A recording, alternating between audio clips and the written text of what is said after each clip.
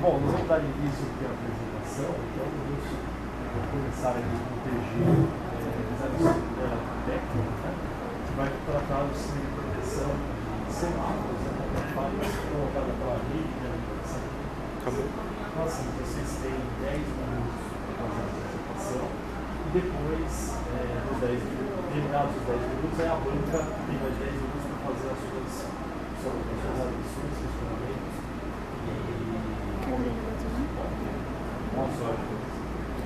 Primeiramente, boa noite a todos. Agradecemos a presença dos professores, dos colegas, amigos e familiares também. Nosso TG05, os integrantes são Everton Barbosa, Felipe Gomes, Luiz Kamikolashi, Rafael, eu e o Ricardo Daniel. Nosso tema: Sistema de proteção de semáforos contra falhas provocadas pela rede de alimentação intempéries. É um tema bem atual, tanto é que a gente vê pela cidade de São Paulo tantas falhas de semáforos, causando grandes transtornos, seja estresse, qualidade de vida do próprio cidadão, atendimento, por exemplo, ambulatório ou ocorrências policiais, trava tudo a cidade de São Paulo, para atender, demora. Também o meio ambiente. Temos dados que de 50% a 70% de toda a poluição da cidade é proveniente de veículos. Então, quanto mais tempo com essa falha, tempo parado, mais polui. E nós traçamos no nosso trabalho os objetivos: diminuir o número de falhas da rede semafórica, diminuir o tempo de detecção e reparo de semáforos com defeito, desenvolver um supervisório para o monitoramento de toda a rede semafórica e também apresentar um modelo novo de controle semafórico via CLP, controlador lógico programado. Pois bem, para a gente fazer o nosso desenvolvimento, nós fomos na CT, fizemos 3 visitas técnicas. Uma para a biblioteca, outra no CTA, que é o controlador de tráfego de área, que controla todo o sistema, e também o procedor de manutenção. E conseguimos esses dados aqui. E 70% das falhas provenientes de desgaste com componentes, outros 11% por curto-circuito, mais 6% por falta de energia e outros 13% por agentes externos. Esses agentes externos são para acidentes, vandalismo e etc. Então, sobre essa porcentagem, a gente não tem controle. Isso é segurança, esse policiamento. Então, vamos focar nos outros 87% das falhas. Primeiro, falta de energia. O que é falta de energia para a CT? Então, principalmente queda de alimentação. No sistema atual, a CT, 2% dos semáforos da cidade tem no break. Só isso. Então, se falhar no restante, estamos nas mãos. Curto-circuito para sendo da CT. Eles consideram descarga atmosférica, que são os raios, oscilações da tensão e desgaste de cabos de alimentação. No sistema atual não há nenhuma proteção. Outro dado que a gente está trabalhando. Também temos os desgastes de componentes, que é a maior parte. Também modelos antigos, peças adaptadas, que são as famosas gambiarras mesmo, e desgastam os cabos de comunicação. Há muitas falhas nisso. Para explicar um pouco como que é o sistema atual da CT e como a gente está propondo, a gente vai explicar. Boa noite a todos. Um pouco sobre o sistema hoje existente da CT na cidade de São Paulo, controle de fluxo de veículos nas ruas. No fluxograma nós podemos observar que existe um sistema de detecção, que são o laço indutivo, cana, que detecta o fluxo de veículos das vias. Ele manda esses dados para o controlador, os processos mandam para o computador central. A central determina o que vai fazer com os grupos focais e manda essa informação de volta para o controlador que os implementa nos grupos focais das vias. O sistema que nós estamos propondo funciona da seguinte forma: além da inclusão do sistema de proteção do disjuntor, do PS no break, a substituição do microcontrolador pelo CLT. Por que a substituição? Vamos lá. Quando o CLT vai receber todas as informações do sistema de manutenção e conseguirá tomar decisões por si só, sem que haja necessidade de comunicação com o computador central.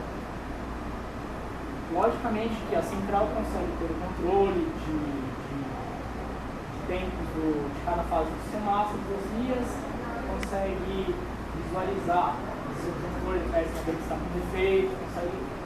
Só que, caso haja algum defeito na comunicação entre CLT e central, o CLT continuará monitorando as vias e fará com que os grupos locais continuem funcionando perfeitamente. Então, agora nós vamos falar um pouco sobre cada um do nosso programa. Caso de um todo, o dispositivo eletrônico protege o sistema dentro dos circuitos, né? O nosso trabalho foi utilizado em um magnético de 10 amperes. O DPS, que é o dispositivo de proteção contra surto, ele é um dispositivo desenvolvido para evitar sobre tensões e também as correntes provenientes de descargas atmosféricas. Bom, no nosso trabalho foi utilizado o DPS em torno de interrupção de 40 kA para alocar isso com alto índice de descargas atmosféricas. Para nós aplicar no break. Boa noite a todos. Eu vou falar um pouquinho sobre o no-break. O no-break basicamente é um filtro de linha mais estabilizador mais isolador. O filtro de linha, ele serve para quê? Para eliminar ruídos da rede elétrica. Os ruídos eles provêm de várias coisas que acontecem por indústrias e vários outros motivos. Então o filtro de linha está lá para dar uma estabilizada. Estabilizador, ele protege contra a sobrecarga ou variações de tensão que tem na nossa rede de alimentação. Sabe que aqui no Brasil tem muita oscilação na rede, pode ter surtos, sobrecarga, sobretensão, subtensão, pequenas quedas de alimentação ou até blackouts. O filtro de linha está para proteger contra todos esses problemas. Isolador, ele, por ter um transformador interno, ele isola a alimentação do sistema, da rede, de sua saída. Então torna o sistema um pouco mais robusto. O modelo que nós escolhemos para o nosso protótipo é o Station 1200 VA. Ele é alto e a saída de 115 volts. Ele tem autonomia nominal de 30 minutos para o nosso protótipo. A CT ela exige que o no-break ele tenha em torno de 4 horas de autonomia. Mas nós estudamos as falhas que tem no sistema atual e nós entendemos que em torno de 2 horas ele já conseguia resolver em torno de 90% das falhas que tem na cidade de São Paulo. Então agora a gente vai continuar falando um pouco mais sobre o CLT. Boa noite, eu vou falar um pouquinho agora do CLT, mais detalhadamente. O CLT seria o nosso sistema, o cérebro. Ele faz todo o processamento dos dados. Ele recebe o que tem dos sensores, tanto indutivo quanto os sensores de câmera, software de câmera, que faz a contagem de fluxo de carro, processa esses dados, podendo assim implementar tabelas ou lógicas próprias, para quê? Para melhorar assim o fluxo da via. Ele faz toda a inteligência por ele só. Então, já dito anteriormente, ele trabalha independente do sistema de monitoramento. Ele não precisa de um computador central. O computador central no nosso projeto ele funciona basicamente como um sistema supervisório, que pode sim influir nas vias, mas não necessariamente necessita dele. Para ter assim uma independência maior, mas no circuito uma maior confiabilidade. Além do mais, a gente escolheu o CLT porque o CLT foi implementado, foi criado na indústria automotivas. Para quê? Para simplesmente para ter uma melhor adaptabilidade aos novos sistemas. Hoje, com os sistemas atuais, com a placa eletrônica, caso haja uma nova tecnologia, por exemplo, um novo sistema de detecção, um novo sensor, ou um novo sistema de comunicação, o que é feito? Tem que desenvolver uma placa praticamente do zero, por isso demora por volta de 1 ano e meio a 2 anos, para ser implementado no semáforo. Com o CLT, você pode simplesmente comprar essa nova tecnologia, um cartão de memória adicional, acrescentar no CLP, adaptando seu sistema a essa nova tecnologia. Por exemplo, o nosso CLP utilizado foi o CLP MPC 4004 da Schneider, programado pelo software 1. Esse CLP ficou por mais de 5 anos, inclusive ele já está fora de linha. Porém, se a gente precisar adaptar ele para qualquer sistema atual, seria somente colocar um cartão de memória e a gente pode adaptar ele para qualquer tipo de comunicação ou qualquer tipo de sensor que for feita a leitura. Agora eu vou falar um pouquinho dos métodos que a gente utilizou para programar esse CLP. Tipo de método. O tipo de programação que a gente utilizou foi o ladder. O ladder é um tipo de programação próprio para CLP, muito semelhante com circuito elétrico. Seria uma analogia de circuitos elétricos, basicamente. Eu utilizo circuitos de comando, só que no formato próprio para o CLP. Ele deita o circuito elétrico, pega o circuito elétrico, deita ele, é basicamente um lado. Os métodos que foram utilizados para fazer esse circuito, pelo nosso grupo, foi o método cascata e o intuitivo. Cascata é um método de seria para fazer programas em passo a passo, utilizar uma automação, e o intuitivo para fazer pequenos acertos. Agora eu vou passar para o Luiz para falar um pouquinho da parte de supervisão. Boa noite a todos. Eu vou falar um pouco do Linux Estado, que foi o supervisório que escolhemos. Bom, o Linux Estado é uma ferramenta para desenvolvimento de supervisão e processos de controle. No nosso caso, utilizamos a versão Supreme 2.29 e o de 137. A princípio, pensamos em utilizar o LabVIEW como supervisório. Nós vimos que teria que criar a comunicação Modbus desde o início. E já o Elixir ele possui drivers para fazer essa comunicação Modbus.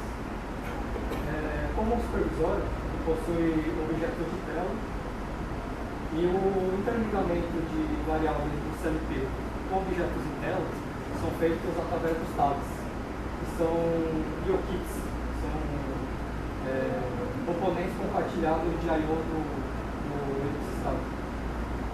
E os tags eles precisam ser configurados com o endereçamento Modbus e a função de leitura e escrita do mesmo. Ele possui scripts, que são pequenos procedimentos de linguagem de programação.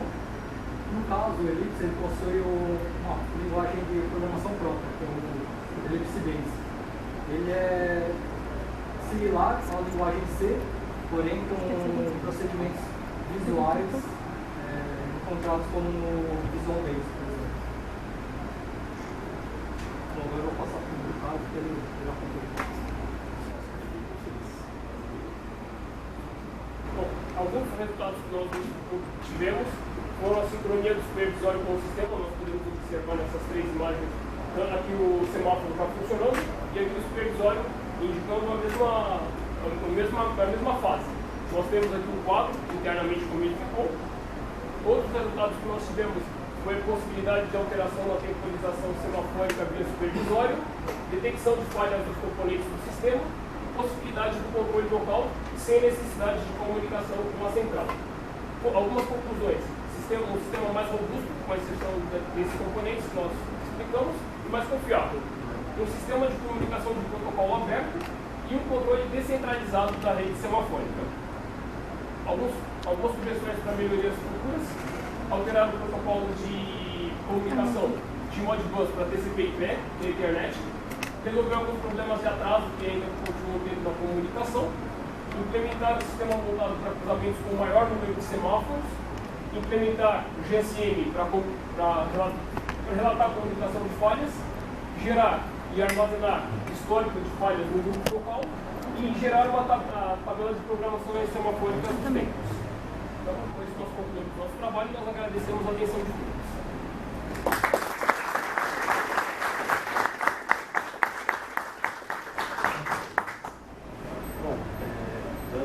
Dando continuidade, agora a segunda etapa, eu gostaria de passar a nossa Vitalé, fazer os comentários, questionamentos. Bom, queria agradecer a participação de vocês, acho que vocês sofreram bastante durante o ano para consegui fazer a comunicação, principalmente no trabalho. Acho que foi talvez a parte mais difícil aí do trabalho, e acabaram resolvendo. Então, isso acho que mostra que vocês se tornaram engenheiros, né? Vocês resolveram um problema que vocês tinham e usando uma ferramenta muito boa também, que é o Elix. Uma ferramenta desconhecida, acho que vocês nem vocês conheciam. Trabalhar com tudo. Então acho que foi uma boa solução. É uma ferramenta boa também para esse tipo. Eu só vou fazer algumas observações aqui, mas acho que para melhorar o artigo, depois eu deixo para vocês. Eu acho que a linguagem às vezes não está muito adequada, então vocês às vezes usam palavras que acho que você não pode usar no artigo técnico. Principalmente hipérboles, assim, gravíssimas, catástrofe, coisas assim que fazem com que o texto pareça mais um texto literário, não um texto técnico. É mais uma questão de linguagem. Em relação ao trabalho, eu vi que vocês colocaram um semáforo, né? Vocês chegaram a pensar em colocar mais fazer um CLP controlando um conjunto de semáforos? A gente chegou a colocar um semáforo de pedestre supervisório, porém por falta de saídas, né, do CLP, teria que acrescentar cartões de memória, né, cartões de saída, a gente parou por aí e também não tem nenhum físico para fazer essa programação. Por exemplo, mesmo o semáforo de pedestre que a gente acrescentou só foi no supervisório, não temos na local. Vai ser implementado. E no caso do CLP que vocês usaram foi da faculdade? Isso. Essa era uma exceção. Isso. As propostas, né? O texto do artigo, vocês não colocaram algumas informações que eu acho que são importantes, que vocês falaram. Então, por exemplo, você falou da autonomia, então eu não lembro de livro, da autonomia do break. Alguma coisa sobre também o fato de você ter 2 horas de autonomia, por exemplo, você resolver 90% dos problemas. Isso é interessante, porque mostra que 24 horas pode ser demais.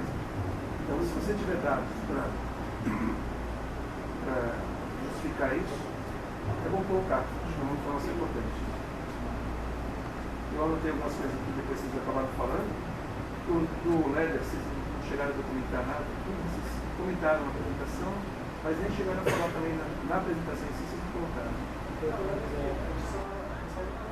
analogia, basicamente é uma lógica utilizada para a CLP, né? Ele pega o circuito elétrico básico, né? Que a gente aprende com o discurso técnico, ele deita ele, entre aspas, né? Ele vira em 90 graus, não é que você dá horizontal, ele trabalha na Eu achei que vocês iam colocar alguma descrição. mas então não funciona, mas o que vocês fizeram? Codificação. E a partir da bibliografia, achei que vocês precisam formatar. Ela não está formatada. Tem uma forma correta de colocar a data no final. Eu vi que vocês usaram muito texto que vocês encontraram na internet. Não sei se tem uma dificuldade. Eu vi que tem um outro livro que vocês vão chutar, um artigo. Mas essa nota técnica que você fez. Mas tentou colocar no formato, colocando a data no final.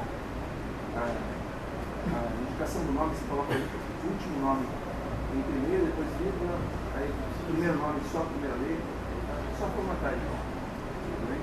Mas parabéns, eu vi vocês brigando o ano inteiro aí para colocar profissional, então acho que isso mostra que vocês foram também persistentes, isso é importante. Parabéns.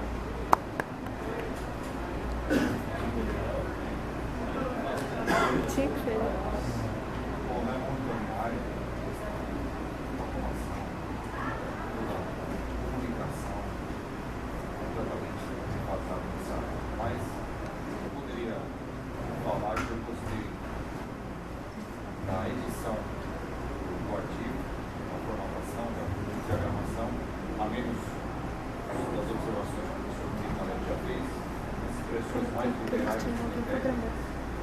E a formatação da bibliografia, mas no geral o português muito bom. Isso tem sido uma dificuldade em vários artigos que se preocuparam com isso, não só isso, concatenação de ideias, redação tal pouco.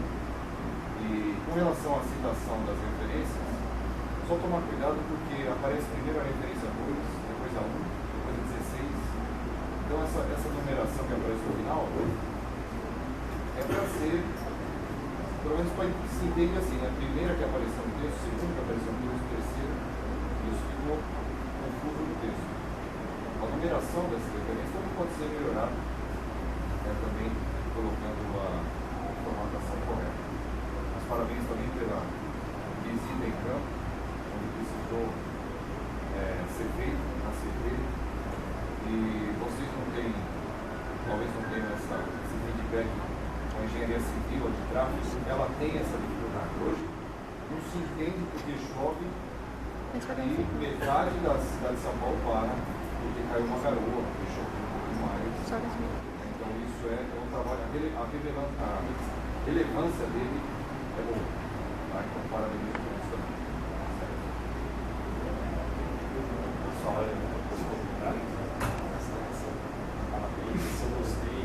Como o professor Caleb bem colocou, vocês ao longo do ano foram crescendo com o trabalho. Tá? Então, assim, vocês começaram, foram lá na CT, fizeram a busca das informações, coletaram os dados, marcaram lá por umas 3 vezes lá, e aí foram construindo isso que foi assim, foi muito, muito bom. Vocês foram construindo esse trabalho, é um tema muito atual, né? Principalmente agora ele vai voltar novamente na mídia, por causa, vai entrar o período das tempestades, né? E aí começa a ter todos aqueles problemas na cidade. A gente observa ali, pelo menos acompanhando na mídia, que pouca coisa foi feita, infelizmente, né? Então, assim, é um tema muito atual, assim, até eu gostaria, se tem alunos aqui do ano, que de repente se interessasse pelo assunto, no próximo ano eu vou desenvolver no PG, de repente pegar um desses tópicos de desenvolvimento futuro do grupo propôs, e desse uma continuidade nesse trabalho, porque eu acho que esse é um assunto que não pode parar simplesmente aqui, encerrou e acabou. Eu acho que é algo que tem que ser trabalhado com um assunto muito atual e muito importante para as grandes cidades, principalmente aqui em São Paulo. Né? Eu pediria assim, para vocês todas as observações, professor Caleb,